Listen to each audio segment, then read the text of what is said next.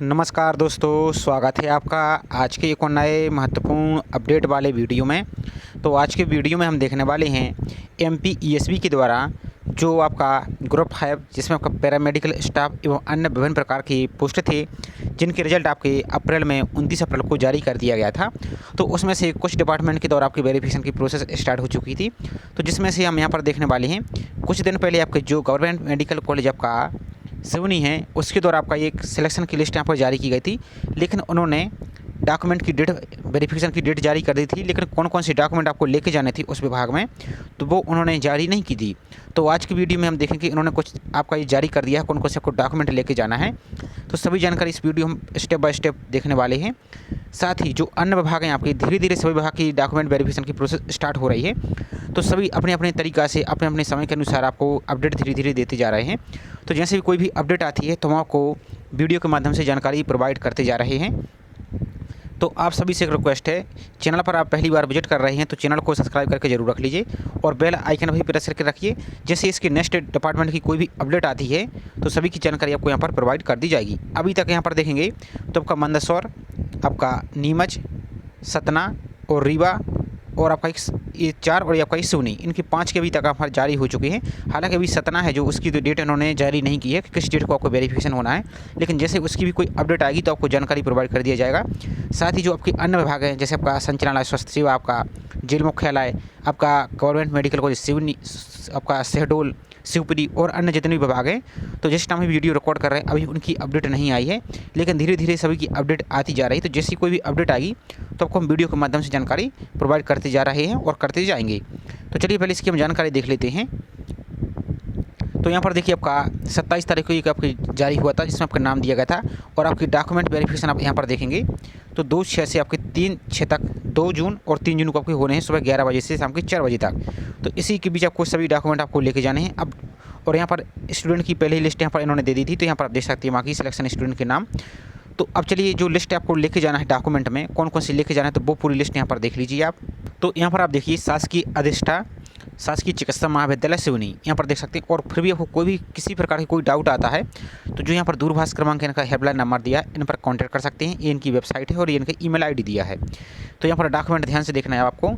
समूह 5 के अंतर्गत पैरामेडिकल स्टाफ एवं अन्य समकक्ष पदों हेतु भर्ती हेतु नवीन नियुक्ति हेतु दस्तावेज सत्यापन के तहत चाहे गए दस्तावेजों की सूची। तो सबसे पहले तो पद का नाम, तो यहाँ पर आपको लेके जाना है, ये सभी आपको प्रिंट आउट लेके जाना है ताकि आपको कोई भी यहाँ पर प्रॉब्लम ना हो। तो पद का नाम, तो जो भी जिस पोस्ट के लिए आपका सिलेक्शन हुआ है वो अभ्यर्थी के नाम यानी आपका नाम फिल करना है। यहाँ पर पिता का नाम यानी फादर से नाम फिल करना है। यहाँ पर आपकी डेट ऑफ बर्थ फिल करनी है, जन्म तिथि। अब जन्म तिथि कैसी होनी चाहिए, तो जो आपके फॉर्म में आपने फिल कर दी है वही डेट ऑफ बर्थ यहाँ पर होनी चाहिए। और जो आपने फॉर्म में फिल की है तो वो डेट ऑफ बर्थ कैसी होनी चाहिए, तो जो आपकी 10th की मार्कशीट में है उसके आधार पर होना चाहिए। यदि ऐसा कुछ होता है तो फिर आपको प्रॉब्लम हो सकती है, तो आपको सही सही से यहाँ पर फिल करना है। उसके बाद श्रेणी का मतलब आपकी कौन सी कैटेगरी है, आपको जैसे ओबीसी, एससी, एसटी, अनरिजर्व, जो कुछ भी आपकी वो आपकी श्रेणी सेलेक्ट करना है। बाकी यहाँ पर अभिलेखों की सूची, अब यहाँ पर देखिए परीक्षा प्रवेश पत्र एवं परिणाम। तो जो आपका एडमिट कार्ड आया है, जो अपना एडमिट कार्ड आपके आया था, तो वो एडमिट कार्ड लेके जाना है। कम से कम 2 से 3 फोटो कापी की सभी की आपको ओरिजिनल की सभी की कम से कम 2 से 3 सेट बना के ले जाइए। और परिणाम, तो जो आपका एडमिट कार्ड है वो, और जो भी आपका रिजल्ट आया है जिसमें आपका नाम दिया है कि इस डिपार्टमेंट में आपका सिलेक्शन हुआ है, ये आपकी मेरिट नंबर है, तो वही वाला कम से कम 2 से 3 सेट आप फोटो कापी के करवा लीजिए, तो वो आपको लेके जाना है। उसके बाद स्वयं की 2 फोटो, जैसा कि प्रवेश पत्र में लगाया गया था, यानी जो अपने फॉर्म में फ़ोटो लगाई थी वही फ़ोटो आपको लेके जानी है। यहाँ पर 2 बोला, लेकिन कम से कम 3 से 4 लेके जाइए एक्स्ट्रा। यदि कोई भी यहाँ पर प्रॉब्लम होती तो यहाँ पर एक एक्स्ट्रा फ़ोटो लगा सकते हैं, तो वही सेम फ़ोटो आपको लेके जाना है। हाई स्कूल का परीक्षा प्रमाण पत्र, तो आपकी हाई स्कूल की मार्कशीट, अब जिसके लिए अब जो पहले पुरानी स्ट्रीम थी तो उसमें पहले मार्कशीट भी अलग मिलती थी और आपका सर्टिफिकेट अलग मिलता था। तो यदि दोनों अलग अलग हैं तो दोनों लेके जाना है। और जो अभी वाले हैं तो उनके लिए आपकी एक मार्कशीट ही मिलती है जिसमें आपका सर्टिफिकेट भी लिखा रहता है। अब मार्कशीट में देखेंगे आप इस प्रकार से, तो सर्टिफिकेट कम, यहाँ पर देखेंगे मार्कशीट इस प्रकार से लिखा रहता है, तो आपको लिए परेशान नहीं होना है। आपको 10वीं की अंक सूची ही लेके जानी है। वही हायर सेकेंडरी यानी 12th की मार्कशीट जिसमें आपका फिजिक्स, केमिस्ट्री, बायोलॉजी परीक्षा का प्रमाण पत्र, तो वही आपकी 12th की मार्कशीट लेके जानी है। कौन सी, फिजिक्स केमिस्ट्री बायोलॉजी वाले स्टूडेंट को। अब यदि जिसके पास मैथ है, बायो नहीं, तो उनके लिए समस्या हो सकती है, क्योंकि आप देखेंगे हम आपको डरा नहीं रहे हैं, जो कुछ आपको सही बता रहे हैं। इसके पहले आपका जो रिजल्ट आया था 2023 का, 2024 में जो रिजल्ट आया था, उसमें बहुत से स्टूडेंट ऐसे सिलेक्ट हुए थे जो कि उन्होंने फॉर्म तो फिल कर दिया था, किस लिए, फिजिक्स केमिस्ट्री बायो वाली पोस्ट पर, लेकिन उनका जैसे फार्मासिस्ट की बात करें और अन्य पोस्ट आपकी पद थे, तो फिर बाद में उनके लिए बाहर कर दिया था। हालांकि उसमें केस भी लगा है, लेकिन अभी तक कुछ ऐसा पैसा हुआ नहीं है, तो आपको यहाँ पर सावधानी से करना है। उसके बाद नेक्स्ट देखिए, मान्यता प्राप्त संस्था से शिक्षण अर्हता संबंधी सर्टिफिकेट, डिप्लोमा या प्रमाण पत्र। तो आपका जिस पोस्ट के लिए सिलेक्शन हुआ है, उस पोस्ट में जो आपका रूल में एजुकेशन क्वालिफिकेशन मांगी गई थी, तो वही सब आपको ओरिजिनल प्लस फोटो का भी आपको लेके जाना है, डिग्री, डिप्लोमा, सर्टिफिकेट जो कुछ है वो। मध्य प्रदेश शहरी चिकित्सा परिषद का जीवित पंजीयन, अब ये किसके लिए लेके जाना है, तो जैसे कुछ आपकी पोस्ट थी, जैसे आपकी टेक्नीशियन की थी और अन्य पोस्टें थी, तो उसमें उन्होंने बोला था कि चिकित्सा परिषद का जीवित पंजीयन आपको लेके जाना है। अब जैसे आपकी लैब अटेंडेंट है और आपकी डिसेशन हॉल अटेंडेंट है, तो वो तो आपकी सिंपल 12th पास वैकेंसी है, तो उसके लिए आपको ये आवश्यक नहीं, तो आपको इसको देखकर घबराना नहीं और परेशान नहीं होना है, तो ये आपको आवश्यक नहीं है। आप सिंपल क्या कीजिए, आप इसकी जो रूल बुक आई थी, जिस पोस्ट कोड के लिए आपका सिलेक्शन हुआ, उसी पोस्ट कोड में जाइए। इस प्रकार से पोस्ट कोड का नाम रहता है, इसके नीचे को जो योग्यता लिखी गई थी, वो योग्यता एक बार पढ़ लीजिए, तो वही योग्यता के सर्टिफिकेट आपको यहाँ पर लेके जाना होगा। सिंपल सा मतलब ये है।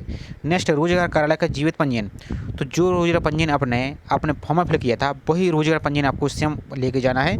अब बात समझिए, यदि बीच में आपका ये रोजगार पंजीयन एक्सपायर हो गया था और आप रिन्यू नहीं कर पाए हैं, तब भी कोई दिक्कत वाली बात नहीं है। आपने जो फॉर्म फिल किया था वही रोजगार पंजीयन लेके जाइए, और आपने नया कर लिया है तो नया भी आपको लेके जाना है। अब ये रोजगार पंजीयन की सबसे बड़ी समस्या है। हालांकि अभी आपने न्यूज़ में भी देखा होगा कि उच्चतम न्यायालय सुप्रीम कोर्ट ऑफ इंडिया के द्वारा रोजगार पंजीयन को लेकर अभी एक नया आदेश आया है। हालांकि ये बात चल रही है कि ये आवश्यक नहीं रहेगा, तो उसका तो फिर बाद में बात है, लेकिन अब आपके लिए तो ये लेके जाना होगा।